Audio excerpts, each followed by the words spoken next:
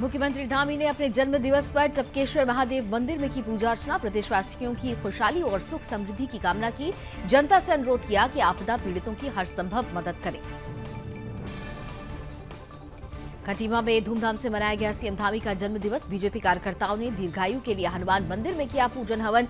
CM Dhami के माताजी और परिजनों ने काटा केक।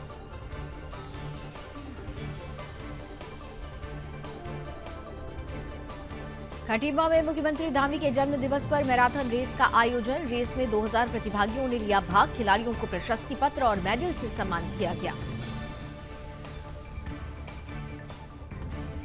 देवभूमि मना रही मुख्यमंत्री धामी का जन्म दिवस। दृष्टिबाधित बच्चों के बीच पहुंचे सीएम धामी। केक काटकर बच्चों के साथ मनाया जन्मदिन।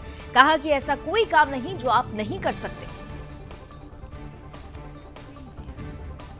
देहरादून में सीएम धामी ने उत्तराखंड प्रीमियर लीग का शुभारंभ किया। खिलाड़ियों को शुभकामनाएं देते हुए कहा कि प्रदेश के प्रतिभागी खिलाड़ियों को प्रतिभा दिखाने के लिए नए अवसर मिलेंगे। आदि कैलाश यात्रियों का हेलीकॉप्टर से सुरक्षित रेस्क्यू। यात्रियों को सुरक्षित स्थानों पर पहुंचाया गया। बंद मार्गों को लेकर सचिव आपदा प्रबंधन ने की बैठक। 2 से 3 दिन में यात्रा मार्ग होगा सुचारू। उत्तराखंड में जारी है 4 धाम यात्रा। मौसम खुलने के बाद यात्रियों की संख्या में होगा इजाफा। कई जगहों में भूस्खलन से रास्ते हो गए थे बंद। यात्रियों से अपील की गई कि बारिश के समय सुरक्षित स्थानों पर रुकें। लालकुआं में 4 दिवसीय श्री गणेश महोत्सव की धूम। स्कूली बच्चों ने मलखम योग दिखाया। हाड़ी फोड़ प्रतियोगिता में करण 11 ने दर्ज की जीत। 17 सितंबर को निकाली जाएगी शोभा यात्रा। मसूरी में निकाली गई श्री सनातन धर्म मंदिर से गांधी चौक तक भगवान गणेश की शोभा यात्रा। भजन कीर्तन के साथ साथ भंडारे का भी आयोजन।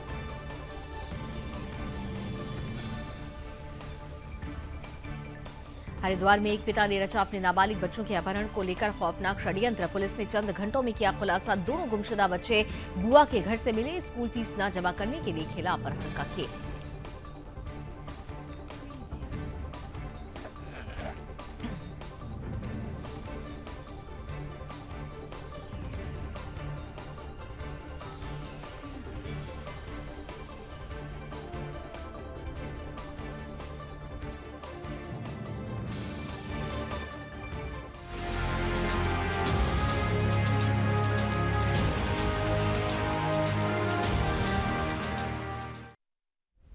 नमस्कार, अपना उत्तराखंड देख रहे हैं आप। आपके साथ में हूं लावनी विनीत। आइए देवभूमि उत्तराखंड की खबरों की शुरुआत करते हैं। टॉप 10 खबरों के बाद अब विस्तार से बेहद खास खबरें, और जिनमें खास खबर है कि मुख्यमंत्री पुष्कर सिंह धामी का जन्म दिवस उत्तराखंड में उनकी गृह क्षेत्र खटीमा में बड़ी धूमधाम से मनाया गया। बीजेपी कार्यकर्ताओं ने सबसे पहले मैराथन रेस का आयोजन किया, जिसमें बड़ी संख्या में स्थानीय निवासियों ने प्रतिभाग किया। मैराथन के बाद रेस में भाग लेने वाले सभी विजेता प्रतिभागियों को मेडल और प्रशस्ति पत्र देकर सम्मानित किया गया। इसके बाद खटीमा के हनुमान मंदिर में मुख्यमंत्री धामी की दीर्घायु की कामना के साथ ही पूजन हवन किया गया और मिठाइयां बांटी गई। वहीं इस अवसर पर लोहिया हेड़ के मुख्यमंत्री कैंप कार्यालय में सांस्कृतिक कार्यक्रम का भी आयोजन हुआ, जिसमें स्थानीय कलाकारों और सामाजिक संस्थाओं के कलाकारों ने कई सांस्कृतिक कार्यक्रमों की प्रस्तुति दी। कार्यक्रम में प्रतिभाग करने वाले सभी कलाकारों को वरिष्ठ बीजेपी कार्यकर्ताओं ने भेंट और प्रतीक चिन्ह देकर सम्मानित किया। साथ ही इस अवसर पर स्थानीय स्कूल के छोटे बच्चों के साथ मुख्यमंत्री की माता श्रीमती बिस्ना देवी और परिजनों ने केक काटकर उनका जन्म दिवस मनाया। इस अवसर पर जिलाधिकारी उदयराज सिंह, पुलिस अधीक्षक मणिकांत मिश्रा के साथ स्थानीय प्रशासनिक अधिकारीगण और भाजपा के प्रदेश कार्यकारिणी सदस्य रमेश चंद्र जोशी के नेतृत्व में रणजीत सिंह नामधारी, नंदन सिंह, जीवन धामी, दिनेश अग्रवाल और मनोज वाधवा के साथ बड़ी संख्या में बीजेपी के कार्यकर्ता उपस्थित रहे। माता जी का आशीर्वाद हमें मिला है। मैं माता जी का हृदय की गहराइयों से बहुत बहुत वंदन करता हूं, अभिनंदन करता हूं कि आप समय निकाल करके हमारे मुख्यमंत्री जी के 49वें जन्म दिवस के उपलक्ष्य में भारतीय जनता पार्टी द्वारा एक विशाल रंगारंग कार्यक्रम का आयोजन यहाँ किया गया। सर्वप्रथम हम लोगों ने मंदिर में जाकर के पूजा अर्चना और हवन यज्ञ किया। उसके उपरांत हम लोगों द्वारा माननीय मुख्यमंत्री जी की दीर्घायु के लिए कामना की गई, और जो बाढ़ग्रस्त क्षेत्र थे, जो लोग रेस्क्यू उसमें कैंपों में रह रहे थे, उनके यहाँ जाकर के वे केक काटा और फल का वितरण का कार्य किया। उस तत्पश्चात आज आप देख रहे हैं कि कितना भव्य और दिव्य कार्यक्रम यहाँ पे आयोजित हो रहा है। ये माननीय मुख्यमंत्री जी की लोकप्रियता का ही आप अंदाज़ा लगा सकते हैं कि माननीय लोकप्रिय मुख्यमंत्री आपके बीच के जो है उनसे यहाँ की जनता कितना प्यार करती है, वो इससे स्पष्ट प्रदर्शित होता है। इधर मुख्यमंत्री पुष्कर सिंह धामी के जन्मदिन पर बीजेपी ने खटीमा में मैराथन रेस आयोजित किया। इस कार्यक्रम को पूर्व मंडी चेयरमैन नंदन सिंह खड़ायत और बीजेपी जिलाध्यक्ष कमल जिंदल ने संबोधित किया। शिक्षा विभाग से ब्लॉक खेल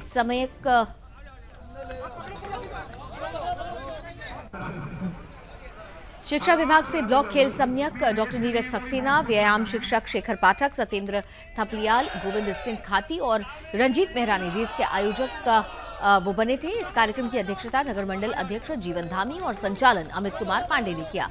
कार्यक्रम में बीजेपी के सभी वरिष्ठ कार्यकर्ता उपस्थित रहे।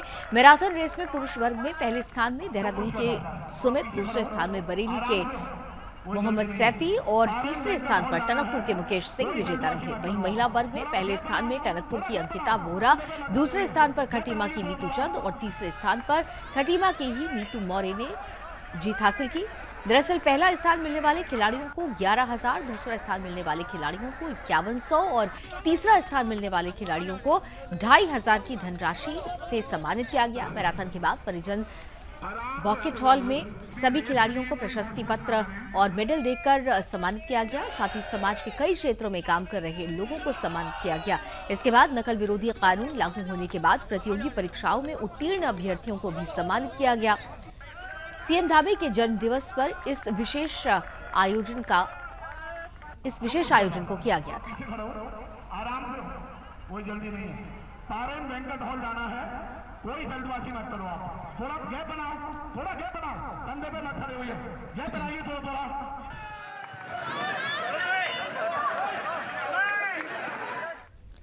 इधर मुख्यमंत्री पुष्कर सिंह धामी अपने जन्म दिवस के अवसर पर राजपुर रोड के राष्ट्रीय दृष्टि दिव्यांग जन सशक्तिकरण संस्थान पहुंचे हुए थे, जहां उन्होंने दृष्टिबाधित बच्चों के संग केक काटकर अपना जन्मदिन मनाया। इस अवसर पर उन्होंने बच्चों को केक खिलाया और उन्हें उनके उज्जवल भविष्य की कामना भी की। इस अवसर पर दृष्टिबाधित उच्चतर माध्यमिक आदर्श विद्यालय के बच्चों ने उपहार के रूप में मॉडल भेंट किया। मुख्यमंत्री ने कहा कि मुझे हर बार इस दिन पर यहाँ बच्चों के बीच आने का इंतजार रहता है और यहाँ आकर बहुत अच्छा लगता है। मुख्यमंत्री ने कहा कि मैं भगवान से आप सभी बच्चों के उज्जवल भविष्य की कामना करता हूँ। उन्होंने कहा कि मुझे पूर्ण विश्वास है कि भविष्य में आप सभी लोग जिस किसी भी क्षेत्र में जाएंगे वहाँ निश्चित ही सफलता प्राप्त करेंगे। उन्होंने आगे कहा कि ऐसा कोई काम नहीं है जो आप लोग नहीं कर सकते हैं। मुख्यमंत्री ने कहा कि प्रधानमंत्री मोदी दिव्यांग बच्चों की सर्वांगीण उन्नति के लिए प्रयासरत हैं। दिव्यांग शब्द भी मोदी जी द्वारा ही दिया गया है। उन्होंने कहा कि पूरे देश प्रदेश की शुभकामनाएं आप बच्चों के साथ है। मुख्यमंत्री ने आगे कहा कि इस बार हमें प्रदेश में कई स्थानों पर आपदा की चुनौतियों का सामना करना पड़ रहा है। उन्होंने लोगों से अनुरोध किया कि वो आज के दिन आपदा से प्रभावित लोगों के बीच जाएं और उनकी जो सेवा और मदद हो सकती है वो हर संभव मदद करें। मुख्यमंत्री ने संस्थान के फुटबॉल टूर्नामेंट के बॉल पर किक मारकर इस टूर्नामेंट की शुरुआत भी की। इस अवसर पर कैबिनेट मंत्री गणेश जोशी, राज्य आपदा प्रबंधन समिति के उपाध्यक्ष विनय रोहिला समेत कई नेता उपस्थित रहे।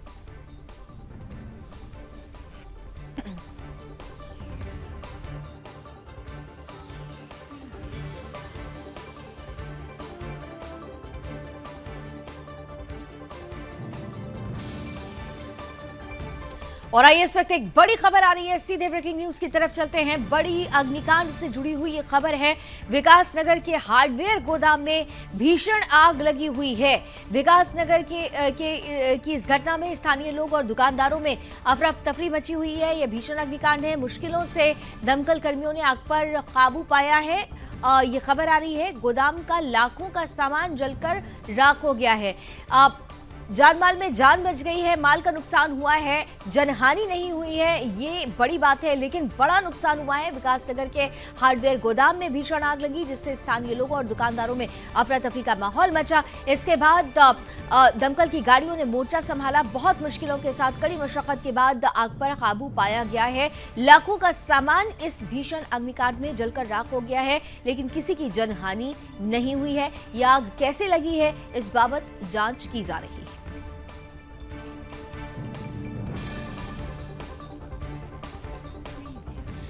और आइए अगली खबर की तरफ चलते हैं। लालकुआ की बात करेंगे, जहां के अंबेडकर नगर वार्ड नंबर 1 में आयोजित 4 दिवसीय श्री गणेश महोत्सव में रंगारंग कार्यक्रमों की धूम रही। वहीं उत्सव के दूसरे दिन नगर पंचायत के पूर्व चेयरमैन पवन चौहान ने भगवान श्री गणेश जी की आरती कर क्षेत्रवासियों को गणेश चतुर्थी की शुभकामनाएं दी।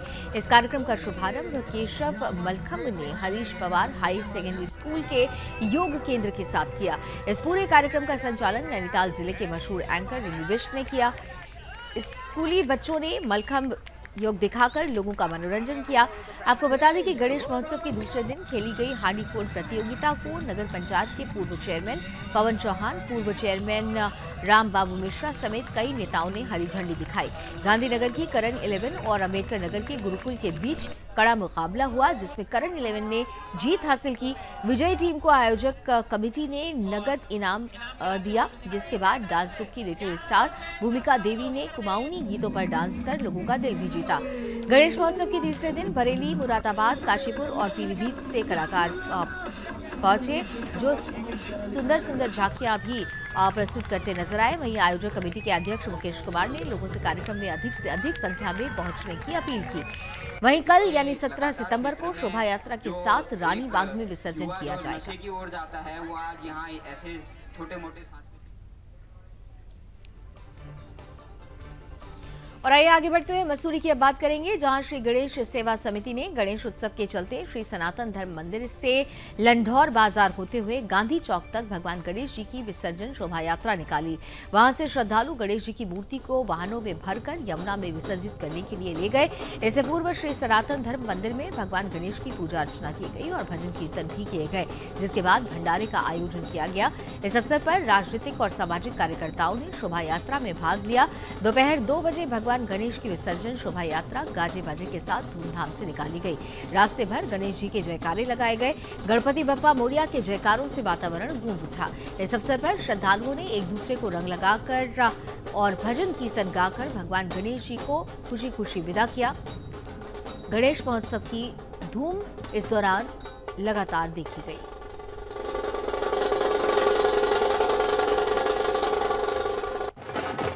बाकी मेरी सदस्य टीम सभी सदस्यगण, बाकी अन्य लोगों ने सदा साल ये बड़े धूमधाम से गणेश जी का प्रोग्राम बना रहे हैं। भगवान ने सबकी मनोकामना पूरी करे, इसी आशा से हमने ये काम चालू किया था और आगे भी इसी प्रोग्राम को हम इसी तरह करने की पूरी कोशिश करेंगे। बाकी प्रभु इच्छा है, जैसा सब चाहे वैसा है। और आज विसर्जन यात्रा है, यहाँ से लेकर यमुना ब्रिज तक हम जाएंगे और उसके बाद वहाँ पे विसर्जन करेंगे। विसर्जन करने के बाद वहाँ पे सभी लोगों का भंडारा है शाम के टाइम का, वो अपना प्रसाद वहाँ पे ग्रहण करें, वो अच्छी बात है।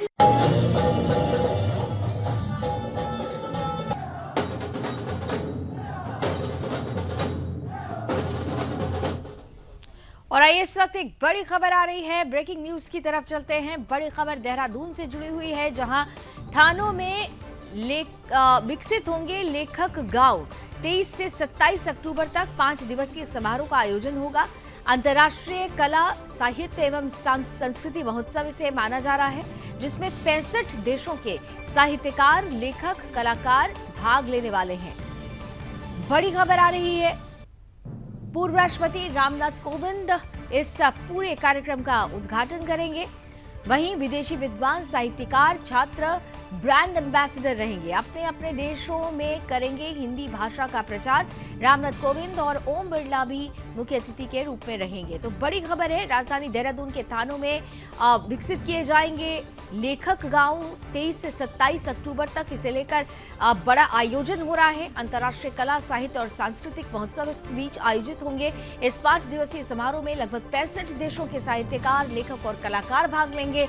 देश के पूर्व राष्ट्रपति रामनाथ कोविंद इस समारोह का उद्घाटन करेंगे। इस समारोह में भाग लेने वाले विदेशी विद्वान, साहित्यकार और छात्र हिंदी भाषा के ब्रांड एम्बेसडर के रूप में अपने अपने देशों में हिंदी का प्रचार करते हुए नजर आएंगे।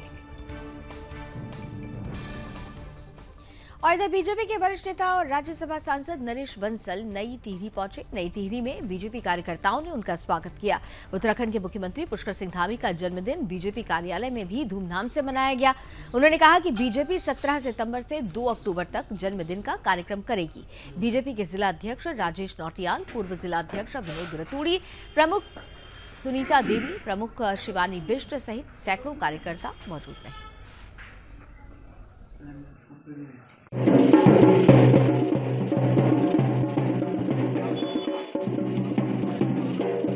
6 वर्ष में अपना सदस्यता अभियान करती है, जिसके माध्यम से बूथ से लेकर के मंडल, जिला, प्रदेश और राष्ट्रीय अध्यक्ष का चुनाव होता है और फिर पूरी टीमें बनती हैं।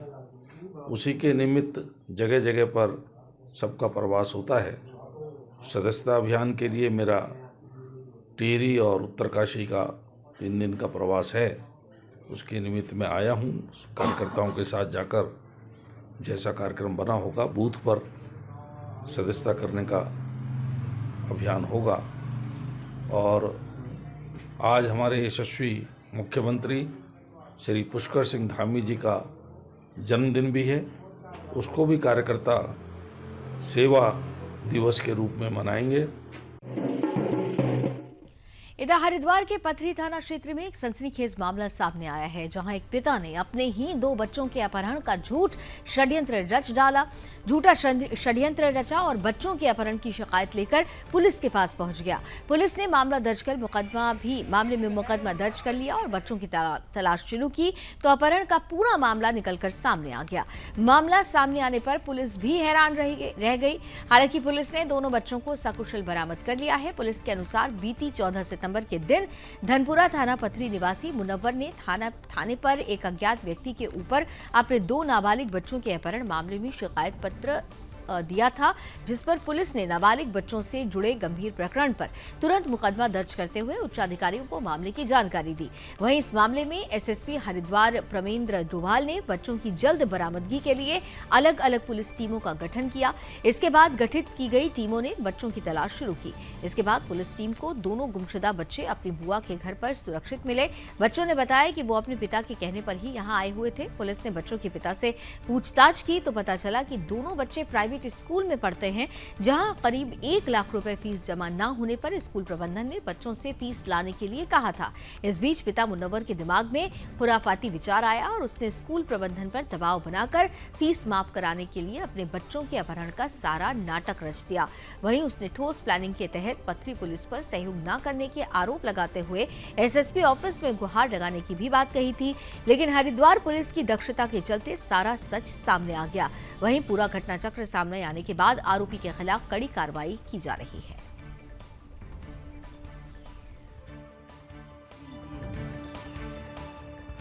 कल मुनव्वर पुत्र रियासत निवासी धनपुरा थाना पथरी के द्वारा अपने 2 नाबालिग बच्चों की गुमशुदगी के संबंध में थाने में तहरीर दी गई थी, जिस संबंध में अभियोग पंजीकृत कर सीसीटीवी फुटेज और खंगाले गए और अन्य तरीकों से जानकारी की गई। तो ये प्रकाश में आया कि स्वयं मुनव्वर के द्वारा ही अपने दोनों बच्चों को बसेड़ी में अपनी बुआ के घर भेजा गया था। और इस संबंध में जब मुनव्वर से पूछताछ की गई तो उसने ये स्वीकार किया और ये बताया कि उन बच्चों की फ़ीस स्कूल में देनी थी और फीस ना देना पड़े, इसके लिए उसने स्वयं ही अपने दोनों बच्चों के अपहरण का नाटक रचा था। इस संबंध में वादी मुनव्वर का चालान किया गया है। इधर उधम सिंह नगर जनपद के पुलभट्टा थाना पुलिस ने नशा तस्करों के खिलाफ कार्रवाई करते हुए बड़ी सफलता हासिल की है। थाना पुलिस ने चेकिंग के दौरान उत्तराखंड उत्तर प्रदेश बॉर्डर में बहेड़ी रोड से आ रही एक कार में गांजा तस्करी कर रहे 2 आरोपियों को गिरफ्तार किया। पुलिस ने आरोपियों के कब्जे से लगभग 48 किलो गांजा बरामद किया। उधम सिंह नगर जिले के एसएसपी मणिकांत मिश्रा ने खुलासा करते हुए बताया कि पुलिस ने आरोपियों के कब्जे से एक कार भी बरामद की है जिसमें गांजे की तस्करी की जा रही थी। पुलिस की पूछताछ में आरोपियों ने अपना नाम मुकेश कुमार और श्रवण कुमार गदरपुर थाना निवासी बताया। उन्होंने पुलिस पूछताछ में बताया कि वो उड़ीसा से गांजे की खेप लाकर उत्तराखंड और उत्तर प्रदेश के आसपास फुटकर में महंगे दामों में बेच दिया करते थे। उन्होंने बताया कि वो शिवनगर निवासी दीपक गायन के लिए काम करते थे। पुलिस ने अब आरोपी दीपक गायन की तलाश शुरू कर दी है और मुकदमा दर्ज करते हुए दोनों आरोपियों को न्यायालय में पेश किया, जहां से दोनों को जेल भेज दिया गया। गिरफ्तार आरोपियों पर इससे पहले भी अलग अलग घटनाओं के कई मुकदमे दर्ज हैं।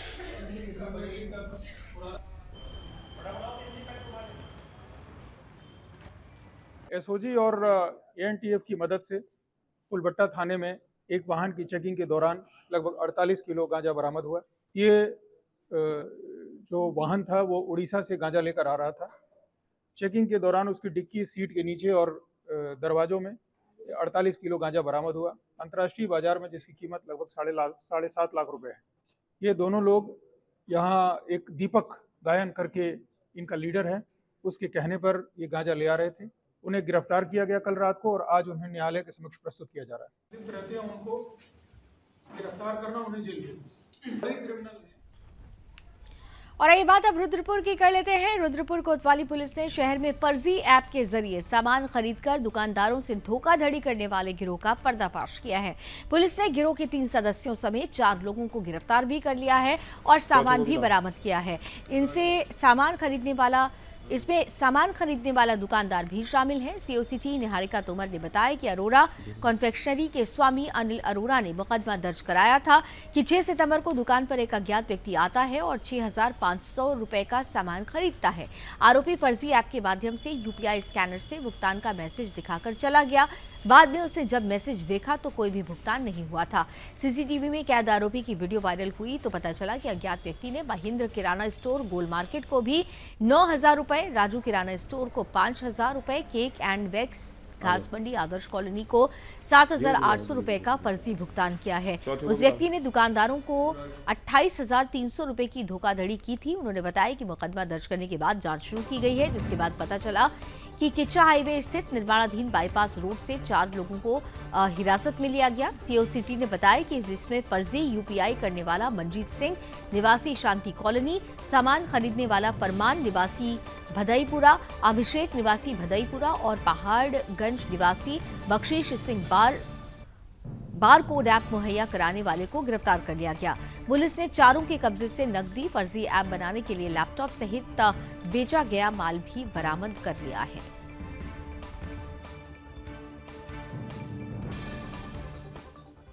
देखिए, मामला हमारे संज्ञान में आया था बाजार में, जिसमें हमें पता चला कि एक व्यक्ति द्वारा आकर सामान खरीदा गया था करीब 12-13 हज़ार का, लेकिन उसके द्वारा जो पेमेंट दिखाई गई थी वो पेमेंट हुई नहीं थी, जो उसकी क्यूआर कोड द्वारा पेमेंट की गई थी।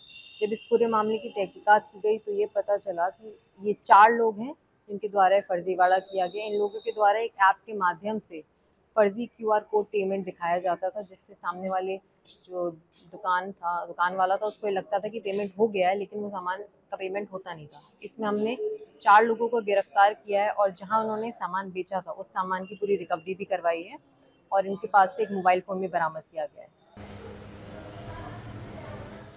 इधर देहरादून में मुख्यमंत्री पुष्कर सिंह धामी ने रविवार को राजीव गांधी अंतर्राष्ट्रीय क्रिकेट स्टेडियम रायपुर में क्रिकेट एसोसिएशन ऑफ उत्तराखंड के तत्वाधान में आयोजित उत्तराखंड प्रीमियर लीग का शुभारंभ किया। मुख्यमंत्री ने प्रीमियर लीग की ट्रॉफी का अनावरण कर प्रतिभागी खिलाड़ियों को शुभकामनाएं दी। सीएम धामी ने कहा कि उत्तराखंड प्रीमियर लीग जैसी प्रतियोगिताओं से हमारे प्रदेश के खिलाड़ियों को भी अपनी प्रतिभा दिखाने के नए नए अवसर प्राप्त होंगे, जिससे वो राष्ट्रीय और अंतर्राष्ट्रीय स्तर पर हमारे देश और प्रदेश का नाम रोशन कर सकेंगे। इस अवसर पर कैबिनेट मंत्री रेखा आर्या, गणेश जोशी, सांसद और पूर्व मुख्यमंत्री Trivendra Singh Rawat, cricket association of Uttarakhand के सचिव महिम वर्मा समेत कई क्रिकेट खिलाड़ी और गणमान्य लोग उपस्थित रहे।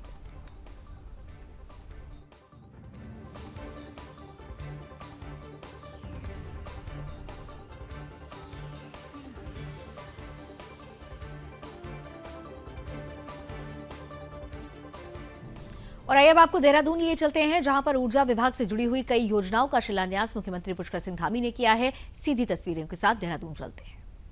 बंधु, मैं आज इस अवसर पर आप सभी का अपनी ओर से यहाँ पर स्वागत करता हूँ। आप सबका अभिनंदन करता हूँ कि आज इस शुभ दिवस पर मेरा सौभाग्य है कि आज मुझे आप सबके बीच आकर राज्य की विकास की दिशा में ये अनेक जो योजनाएं हैं उनकी सौगात देने का, उनका शिलान्यास का अवसर प्राप्त हो रहा है।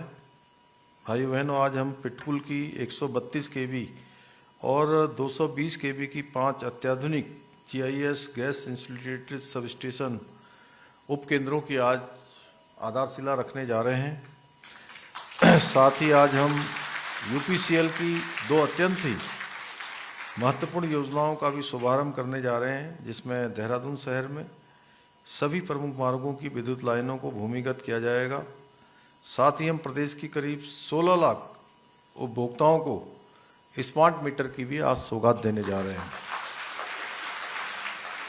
इसके अलावा प्रधानमंत्री आवास योजना में 101 लाभार्थियों को उनके अपने घरों की चाबियां सौंपने का सौभाग्य भी आज ही के दिन प्राप्त हो रहा है।